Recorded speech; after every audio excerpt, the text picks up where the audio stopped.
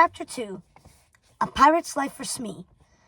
Smee anxiously waited for James to meet him on the dock, so they could board Blackbeard's daunting ship, the Silent Wraith, together. It was a massive black ship with black sails that were billowing in the wind like dancing ghosts.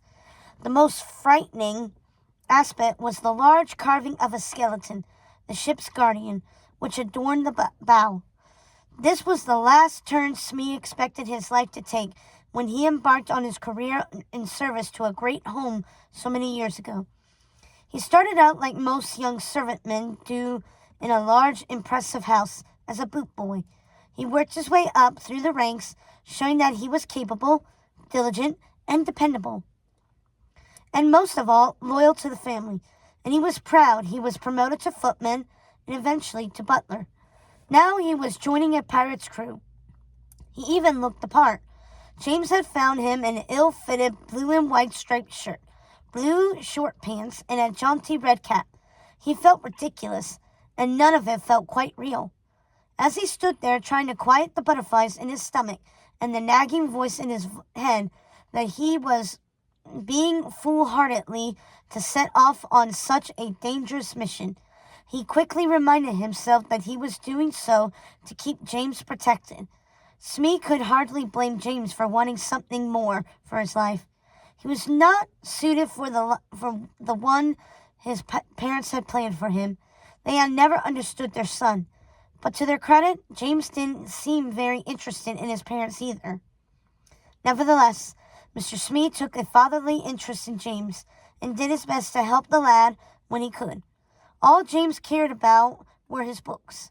But Smee had a special fondness in his heart for James. He had always been an odd little boy who loved nothing more than reading, and aside from constantly falling out of his prom as a child, he really was a good boy. But then James had a reason for falling out of proms as often as he did, which he shared with Smee one rainy afternoon when his nurse brought James home. She was rain-soaked and crying. "I don't know why Master James is always falling out of his prom. I swear, Mr. Smee, I think he is doing it on purpose," she said, standing there with a strained look on her face and tears in her eyes. Smee had seen this look on several of James's previous nurses, of which he had had many. It wouldn't be long before this one gave notice. Not that James needed a nurse at that point. At 5 years old, it was time for him to have a governess, and long past the time for proms. "Now, there, don't cry. Why don't I take Master James upstairs while you change out of those wet clothes?" said Smee. The nurse smiled weakly at him as she headed up the stairs to her room. His nurses always looked defeated after the young master fell out of his prom, and who could blame them? It was only on these occasions after James was marched home by his nurse that Smee could describe the young master as disagreeable or sullen. Smee had always assumed it was because falling out of a prom had to be a very unpleasant experience. This hadn't been the first time one of James's nurses suggested he was falling out on purpose, but it was the first time Mr. Smee took it into consideration. Once they were up in James's room, Mr. Smee broached the subject with him. "Now, Master James, nurse says you've fallen out of your prom on purpose again. Is this true?" "Of course it's true, Mr. Smee. How else am I to get back to Neverland?" Now, you may think this is very advanced vocabulary for one young enough to be pushed around in a prom, and usually we would agree, at least for a mortal child. However, there was a logical reason for this. James's parents and caretakers had been rather overprotective since James went missing for those 6 days, so he was being pushed around in a prom for far longer than customary. And by all accounts, James was a very gifted and precocious young fellow. Even though he was perhaps 5 years old at the time, you wouldn't know it by speaking with him. You'd swear he was much older. It must have been strange for young James being treated like a baby, but spoken to like an adult. But one couldn't help but speak with James as such because of his personality and great vocabulary for one so young. "What nonsense is this, then, Master James? Neverland, indeed. What an imagination you have," Smee said, ringing the bell for an upstairs maid. "It's true, Smee. I've been there. It's the most magical place. I never had so much fun as I did there," James said, and Smee could tell the lad was telling the truth, or thought that he was. As far as Smee knew, there was nothing false about James. He always told the truth, sometimes to a fault. "And what does falling out of your prom have to do with Neverland, may I ask?" he questioned as he took out a clean set of clothes for James. "That's how boys get to Neverland, Smee. They fall out of their proms, and if they're not collected within 7 days, that's where they stay." "And how are they collected?" Smee couldn't help but be intrigued. "Their mothers collect them, of course, just like Mama did with me." "What would have happened if she had never collected you, or tried to after the 7 days?" "She would have gone on searching for me to no avail, for that is when Neverland claims you forever, on the 7th day. Well, thank goodness her ladyship found you, Master James. I don't know what we would do if you were lost to us forever." "I do.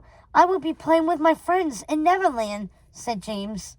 Smee smiled at the boy, wondering where he had gotten such ideas. He supposed it didn't hurt for young James to have such fanciful notions. What could it hurt, he thought, and of course it wasn't too long before James was simply too old to be pushed around in a prom,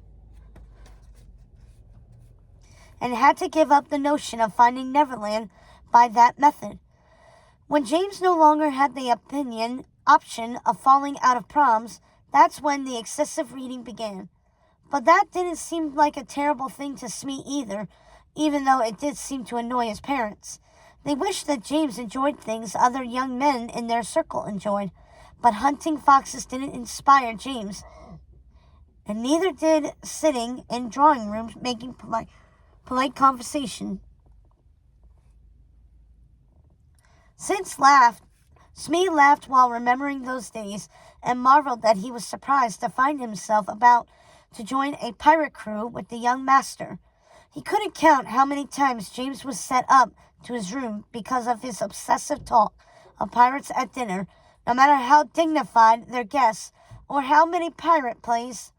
Mr. Smee and the other servants watched as James acted out his favorite battle scenes while wearing a long black fake beard, pretending to be his favorite pirate. Nothing distracted James from his passions, no matter what his parents threatened, or how they punished him. There came a time when James was left at school for the holidays because his parents couldn't fathom having to deal with his incessant talk of his passions. But Smee knew that wasn't a punishment for James, who preferred the uninterrupted reading time over the tiresome parade of titled guests his parents expect him to charm. Of course, James could charm them if he wanted. Smee was certain James could do anything he set his mind to. But his young master was singularly focused, and all of his attentions were entirely devoted to his dream of finding Neverland.